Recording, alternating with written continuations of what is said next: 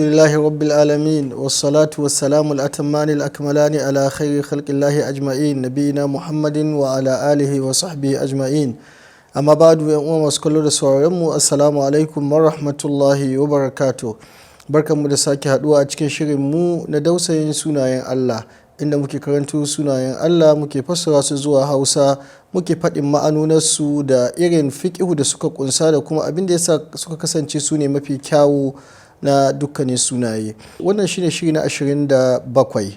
A shiri na 26 mun fara magana game da almannanu kuma mun faɗi inda ya tuzgo cikin hadisan annabi sallallahu alaihi wasallam kuma mun faɗi ma'anatai shine mai yawan bayarwa mai yawan baiwa wa ma bikum min ni'matin fa min Allah, duk abin da kuka gani gare ku na ni'ima daga Allah ne. Wata almannanu ala wadhini fa'al, mai yawan yi, mai yawan manni, mai yawan bayarwa, duk abin da ka gani gaba ne shi ya bashi, shi ya ba wancan gida, shi ya ba wancan mota, shi ya ba wancan rayuwa, shi ya ba wancan lafiya, shi ya ba wancan digiri, shi ya ba wancan aiki, shi ya ba wancan ɗaukaka.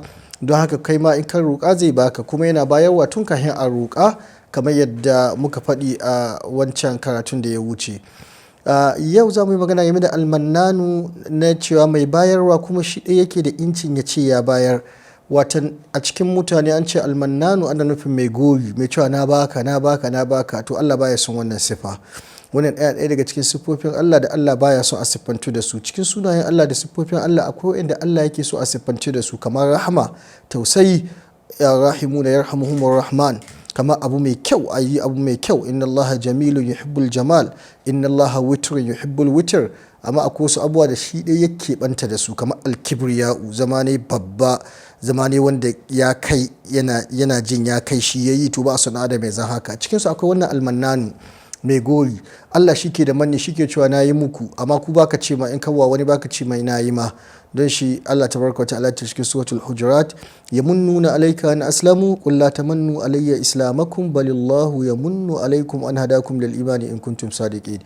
Allah ya ce ma annabi su ne ma gori cewa sun musulunta, yamunnuna alayka an qul la tamannu alayya islamakum, kace kakku min gorin musuluncin ku, Allah shi zai muku gori ta shiryar da ku. Ai ba da kuka musulunta ai ba wani abu kawai annabi sallallahu alaihi wasallam don kun musulunta ba taimako ne kuka yi ba, kuka taimaki kanku. Allah ya kamata ya muku gori, ya shiryar da ku, ya hana ku shiga wuta. Allah ya ce masa habbai a cikin suratul nisa'i lokacin da suka je suka iske wasu mutane suka yi musallama ba su an samu musallama ba har suka yaƙe su, sai Allah ce ya ayyuhal ladhina amanu idza darabtum fil ardi fatabayyanu wala taqulu liman alqa ilaykum assalama lasta mu'minan tabtaguna aradha alhayati ad-dunya fa 'inda Allahi maganimu kathira kadhalika kuntum min qablu famanna Allahu alaykum fatabayyanu.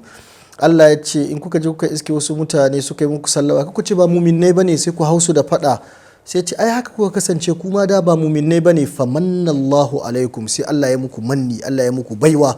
Don haka Allah shi kirda mai ce nayi maka wala qad mananna ala Musa wa Harun, mu wa annabi Musa da Haruna baiwa, mu muka yi musu, mu muka ba su, mu muka shiryar da su. Allah ke ga dama yawa duk wanda ya ga dama yayi mai manni, amma dan adam baya yi. Don haka wannan siffa ce ta Allah da Allah baya son wani siffantu da ita. Don shi Allah ya ce la tubtilu sadaqatukum bil manni wal adha, kada ku lalata sadakar ku da yin gori da cutarwa, ni baka ni ma kaza, a baka haka nan. Allah shi adda dama ya ce na yi ma kaza, na yi ma kaza, na yi shiryar da kai, na baka kaza, na baka kaza. Allah yin dama yayi wannan. Don shi Allah tabaraka ya ce kan mu yi. Annabi sallallahu alaihi wasallam cikin hadisi ya ce akwai mutum uku da Allah baya kallon su, Allah baya tsarkake su, Allah baya musu magana ran alkiyama. Cikin su yace almannanu, wanda duk ya bada abu sai yayi gori, ni baka rigan nan, ni baka hullan nan, ni gina gidanku, ni biya ma school fees, ni ma kaza. Wannan manni, wannan siffa ce ta Allah, shi ke cewa nayi muku nayi muku. Balillahu yamunnu alaikum, Allah shi ya jincinta yi wannan. In kai wannan to kai kuma ba kyauta ba. Akwai wani wuri da malamai suke cewa yana halatta a yi wannan idan wanda aka wa ni'ima ya kafirce ma ni'ima, ya butulce ma ni'ima, kuma akwai tasirin yin hakan. Misali in yana bukatar a tunatar da shi domin ya dawo cewa ne kakkai butulce, don kaga an wawa ne kace kaza, kai ma fa an yi ma kaza, an yi ma kaza, an yi ma kaza. Kaga wannan ba gori kai mai ba, kana yi ne domin ka tunatar da shi. Don haka hadisin da ke cikin sahih Bukhari lokacin da annabi sallallahu aka je ga zuwa Hunain, ya ba mutane kyauta, bai ba al'ansar ba mutanen Madina. Suka zo suna magana, hadisi yana da tsawo, sun san cikin sahih Bukhari. sai annabi sai ya ce alam ajidukum bulalan fahadakumullahu bi wa alatan fa agnakumullahu bi wa mutafarriqina fa jama'akumullahu bi da sauransu. Annabi ya ce shin ba na same ku batattu ba Allah shirya ku ta hannuna, ba na same ku talakawa ba Allah ya azurta ku ta hannuna, shin ba na same ku kuna wawwatse kuna faɗa da juna ba Allah ya haɗa kanku saboda hanya ta. Suka ce Allahu wa rasuluhu aman, Allah da manzo ne suka cincinta su yi muna gori, su yi muna kaza, su yi muna ni'ima kaza. Don haka wasu malamai suna cewa an samu wani yanayi da ake bukata a tuna mawa ne fa kai ma an yi ma kaza fa, kaga an wawa ne ka ba hasada, to kai ma fa an yi ma kaza, kai ma an yi ma kaza, domin ka tuna, to wannan babu laifi.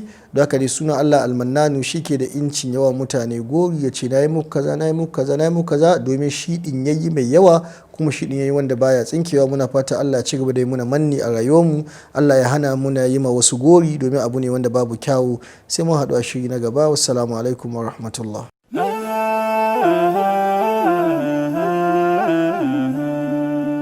Haske mai leƙa gidan kowa Afirka TV. TV3 tafarkin rayuwa.